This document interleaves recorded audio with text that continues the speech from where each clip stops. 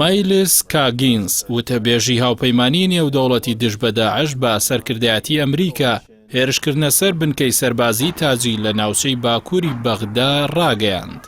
لەو هێرشەدا کە سەعات 7:35 خولەکی ئێوارە ڕۆژی ڕابردوو لە ڕێی 15 موشکی کاتیۆشاوە ئەنجام درا 2 سەربازی ئەمریکی و یەکێکی بەریتانی کوژراون و 11 سەربازیش بریندار بوون. هەرەو کات وتەبێژی هاوپەیمانی وتی ئەگەری ئەوە هەیە ئەم هێرشە لەلایەن گروپەکانی نزیک لە ئێران ئەنجام درابێت. لە کاردانەوەی ئەو هێرشە موشەکێدا هێزی ئاسمانی ئەمریکا لە ناوچەی ئەلبوکەمالی دەوروبەری پارێزگای دێرەزور لە سووریا چەند ئامانجێکی بردومان کرد کە 26 چەکداری حەشدی شەعبی تێدا کوژرا. کاردانەوەکان لە هێرشەکەی سەربنکەی سەربازی تاجی نێوخۆیی و نێودەوڵەتین. سەرۆکۆماری عێراق ئیدانەی هێرشەکەی کرد و ڕایگەاند ئەو دەست درێژیە بە ئامانجگرتنی عێراق و دۆخە ئاسایشەکەیەتی، بۆیە پێویستە لێکۆڵینەوەی تەواو بۆ دۆزینەوەی بکەرانی سەرەکی هێرشەکە ئەنجام بدرێت.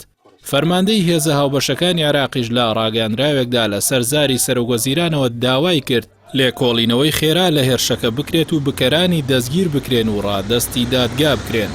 بە پێی ڕاگەاندراوەکە هێرشەکەی سەر تاجی مەترسیدارە و کارێکی دوژمنکارانەیە. سەرۆکی ئەنجومەنی نوێنەرانی عێراقیش لای خۆیەوە سەرکۆنەی پەلامارەکەی کردو. داواشی لە سەرۆکی ئەنجومەنی وەزیران و فەرماندەی گشتی هێزە چەکدارەکان کرد ڕێوشوێنی توند بەرامبەر بە هەر ئامانجگرتنێک بۆ سەر سەربازگە و بنکە سەربازیەکانی عێراق کە هێزەکانی هاوپەیمانی لە خۆ دەگرێت بگرێتە بەر. نێردەی نەتەوەیە گرتوەکان بۆ هاریکاری عێراقی و نامیش هێرشەکەی ئیدانە کردو وتی ئەم هێرشانە هەڕەشێکی ڕاستەقینەن بۆ سەر عێراق و نیشاندەری ئەوەشن کە مەترسی کارە دزێوەکانی گروپە چەکدارەکان هێشتا هەرمایی نیگەرانین. لە بەرامبەر ئەو هێرشەشدا یۆنامی داوای ئەو پەڕیدان بە خۆداگرتنی لە هەموو لایەنەکان کرد. هەر لەو بارەوە مایک پۆمپیۆ وەزیری دەرەوەی ئەمریکاش لە تویتێکدا نووسیوێتی هێرشەکەی سەربنکەی سەربازی تاجی لە عێراق چاوپۆشی لێ ناکرێت و قبوڵکراو نییە.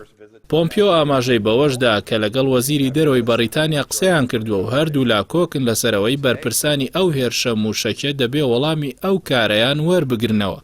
لای خۆیەوە سەرۆکی هەرێمی کوردستانیش بە توندی سەرکۆنەی هێرشەکەی سەر بازگەی تاجی کرد و ڕایگەاند ئەم هێرشە پێشهاتێکی ترسناکە و زیان بە بەرژەوەندیەکانی عێراق دەگەیەنێت و دۆخی ئەمنیش دەخاتە مەترسیەوە.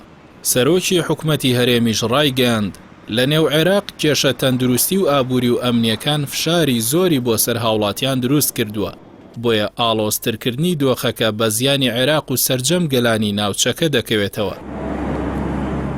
سەربازگەی تاجی هێزەکانی هاوپەیمانی نێودەوڵەتی دەکەوێتە دووری 25 کیلۆمەتری باکووری بەغداوە. فڕۆکەخانەی سەربازی و کۆگای موشەکی و 53 جۆری جیاوازی ئامێری سەربازی تێدایە.